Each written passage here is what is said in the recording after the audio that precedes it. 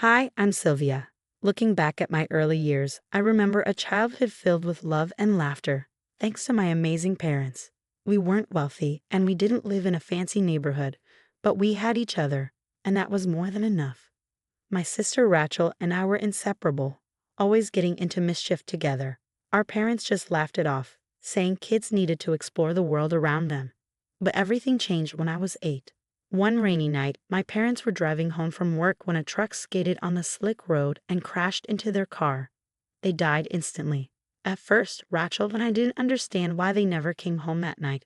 It was our Aunt Melissa who broke the news to us. I remember her exact words. Your parents had a terrible accident, Burles. They're gone. In the days that followed, Melissa made a decision that would change everything. She took in Rachel, saying she could only handle one child. Rachel was quiet, the kind of kid who could sit in a corner and read for hours. Me, I was too much like my parents, vibrant and always on the go. Melissa said I was too much for her to handle. I'm sorry, Sylvia, but you'll have to go somewhere else, somewhere more suited to energetic kids, she told me, barely hiding her disapproval. I couldn't understand. Weren't we both her nieces? Why was I the one left out? I was sent to an orphanage, a place that still haunts me with its antiseptic smell and cold, unfeeling walls. I felt abandoned, like a throwaway child, unwanted even by my own family. But fate had other plans. The Smiths, friends of my parents, heard about what had happened and came for me like angels in disguise. They didn't see the troublesome child. They saw a girl who had just lost everything. Why wouldn't we want you, Sylvia? Mrs. Smith said gently as they signed the adoption papers. You're going to be our daughter now, and we're going to make sure you have everything you need. Moving to a new city with the Smiths felt like stepping into a different world. They loved me as their own, never once making me feel like an outsider. They supported me through school, cheered me on at soccer games, and were there for every high and low. As I adjusted to my new life, I couldn't help but wonder about Rachel. How was she doing? Was Melissa kind to her? Did she miss me like I missed her? Life moved on, and I grew up in a home filled with love and acceptance, slowly healing from the wounds of my past. That's how my journey began, in a loving home that chose me when my own family turned me away.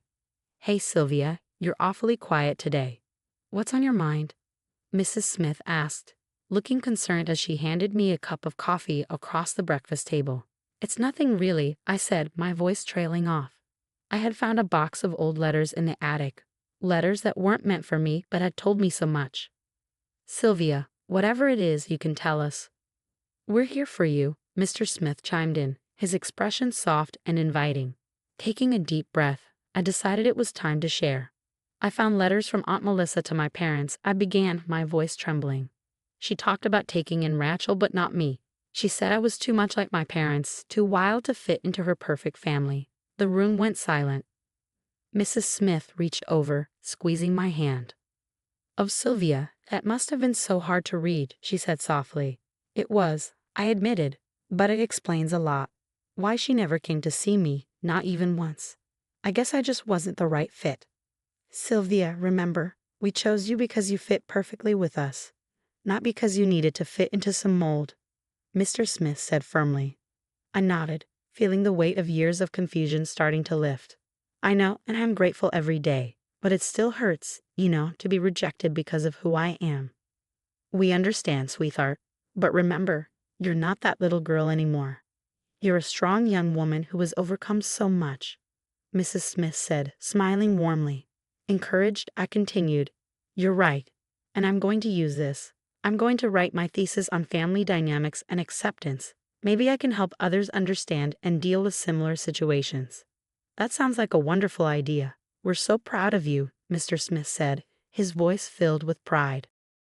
The rest of my college years flew by as I immersed myself in studies and part-time work, fueled by a desire to prove that being too much could actually mean having a lot to offer. My thesis on family acceptance was well received, opening doors to graduate studies and a promising career in social work.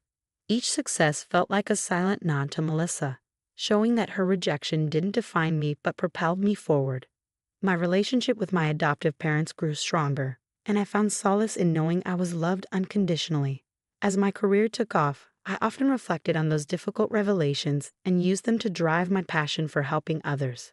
Each family I helped reconcile felt like healing a little part of myself that had been broken. Through it all, I kept moving forward, determined to live a life full of love and acceptance, proving that sometimes being too much is just enough.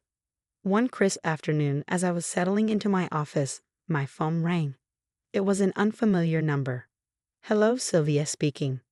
This is Nurse Thompson from Greenwood Care Facility. I'm calling about your aunt, Melissa. She's been diagnosed with Alzheimer's, and her condition has deteriorated." Hearing Melissa's name after so long jolted me. "I'm sorry to hear that, but there must be some mistake. Melissa and I haven't been in contact for years." "I understand, Sylvia, but before her memory faded, she insisted we reach out to you if things worsened. Her family, they haven't visited in months." I paused, the weight of her words sinking in. "I see. What exactly are you asking of me?" "Just a visit, perhaps. It might comfort her, even in her current state." I mulled it over, feeling an old wound reopen. Later at home, I turned to Jared, my fiancé. We sat on our porch, watching the sunset. "Melissa's in a nursing home with Alzheimer's. They want me to visit her," I explained, unsure of my feelings. "Sylvia, you don't owe her anything. Remember, she made her choices," Jared said, his voice steady. "I know, but it's complicated. Part of me feels like I should do something." "Whatever you decide, I'm with you. Just think about what's best for you." The next day, I sought advice from Mr. and Mrs. Smith. "Sylvia, it's okay to protect yourself," Mrs. Smith said gently. "You have your own life and your own family now." "Melissa made her bed," Mr. Smith added. "It's not your responsibility to fix it." Their words resonated with me, but I still needed more clarity. I decided to call Rachel, hoping to understand her absence from Melissa's life. "Sylvia, I stayed away on purpose," Rachel confessed. "Living with her, even as a favored child, was suffocating. When I left, I decided it was for good." "Did you know about her condition?" I asked. "I did, but I chose peace, Sylvia. It wasn't easy, but it was necessary for my sanity." Rachel's admission hit me hard. We had both found our escape, our way to breathe away from Melissa's controlling shadow. After reflecting on my conversations, I made my decision. I called Nurse Thompson back. "I've given it a lot of thought, Nurse Thompson," I said, my voice steady. "I'm sorry, but I can't visit Melissa. It's a part of my past that I can't revisit. Please understand." "I do, Sylvia. Thank you for considering it. We'll respect your decision." Hanging up, a mix of relief and sadness washed over me. Jared wrapped me in his arms, his support unwavering. "You made the right choice for you, Sylvia," he assured me. Leaning into his embrace, I felt the strength of his support. Choosing to move forward on my own terms was perhaps the hardest, yet most freeing, decision I had made. Sitting across from Rachel at the cozy little cafe we'd chosen for our meeting, I felt a swirl of emotions: nerves, anticipation, hope. It had been years since we'd sat down together, just the two of us. Sisters trying to bridge the gap that time and circumstances had stretched wide. As we sipped our coffee, Rachel was the first to break the silence. "I've missed this, Sylvia. I've missed you." "I've missed you too," I replied, the familiar pain of our separation easing a bit with her words. "I'm sorry we let so much time pass. We were both dealing with a lot, but I'm glad we're here now," she said, her smile tentative but genuine. The conversation shifted toward our aunt, and I hesitated before speaking. "I heard about Melissa's condition. It must have been tough to hear after all these years." Rachel's expression clouded. "Yeah, it brought up a lot of old feelings. But I realized that staying away was necessary for my own healing. She wanted to shape me into something I wasn't, and when I couldn't fit into that mold, it hurt a lot." I nodded, understanding her more than ever. She did the same to me, in a different way. Rejected me because I was too much like mom and dad, too energetic, too lively. "It's ironic," Rachel mused. "She pushed us away trying to mold us, and now she's the one left alone." "Yeah, and I've decided not to visit her," I said softly. "It's hard, but it's what I need to do to protect my peace." "I hope that's okay." Rachel reached across the table, squeezing my hand. "It's more than okay, Sylvia. I support your decision. We both need to do what's best for us, not just what's expected." Our conversation drifted through memories of our childhood, the good and the bad, as we pieced together a clearer picture of our shared past. It was therapeutic, talking openly about the hurt and healing, about the life Melissa tried to dictate and the lives we reclaimed for ourselves. "We have each other, Sylvia," Rachel said as we prepared to leave. "That's what matters. Let's not let anyone come between us again." I smiled, feeling a profound sense of relief and reconnection. "Agreed. It's us against the world, right?" "Right," Rachel echoed with a laugh. As we hugged goodbye, I felt lighter than I had in years, fortified by the renewed bond with my sister. Driving home, I reflected on our journey, the pain inflicted by Melissa, our paths of personal growth, and our decision to maintain our distance from her. It wasn't about holding grudges. It was about choosing our well-being and focusing on a future that belonged to us, not dictated by the shadows of the past. That night, as I shared everything with Jared, his steadfast support and understanding underscored the incredible strength I gained, not just from my chosen family, but also from reconnecting with Rachel. Together, we were moving forward, healing from our scars, and building lives filled with love and purpose. The morning Melissa passed away, there was a chill in the air, not from the weather, but from the finality of the news. Rachel called me early, her voice steady yet tinged with a whisper of old grief. "It's over, Sylvia. Melissa is gone." As I processed her words, a tangle of relief and sorrow twisted inside me. "Are you okay?" I asked, knowing the complexity of her emotions. "I think so. It's strange, isn't it? To feel relief that it's finally over," Rachel replied. "It is, but it's also okay. We've been carrying this burden for too long," I said, feeling the truth of my words deeply. We decided to attend the funeral together, not for Melissa, but for ourselves, to put to rest the last remnants of our painful past.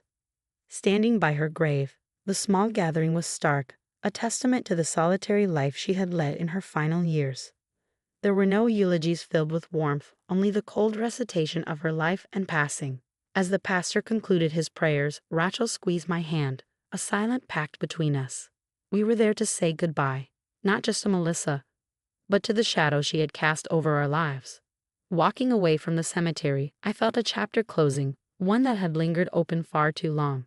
In the weeks that followed, life moved swiftly toward a much happier occasion, my wedding. As I stood in the bridal suite preparing to walk down the aisle, I was surrounded by laughter and the bustling energy of my bridesmaids.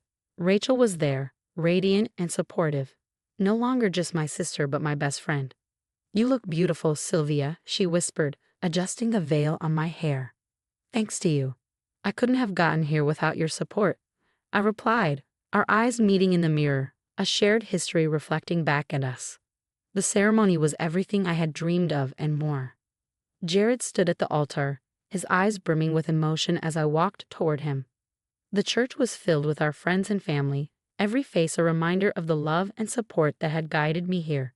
As Jared and I exchanged our vows, promising to build a future together based on love and mutual respect, I felt the weight of the past truly lift.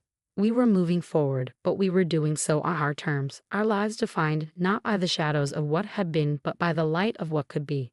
The reception was a blur of music, dancing, and laughter. Mr. and Mrs. Smith danced every dance, their faces alight with joy.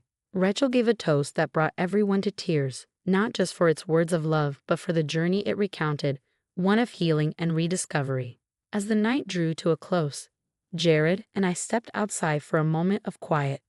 The stars were out, a tapestry of light against the dark sky. "We did it," I said, my head resting against his shoulder. "We did," he agreed, kissing the top of my head. "Here's to new beginnings, to love, and to a future we create together." As we stood there, the night whispered around us, promising years of happiness to come, built on the foundation of choices made with courage and the strength to let go of the past. The air was no longer heavy with loss but light with the promise of the life we were ready to live. Now that our story has reached its conclusion, I have a question for you all. Sylvia and Rachel made the choice to attend Melissa's funeral not out of obligation but to seek closure on their own terms. Do you think attending the funeral of someone who hurt you was necessary for healing, or is it better to find peace from a distance? Share your thoughts and experiences in the comments below.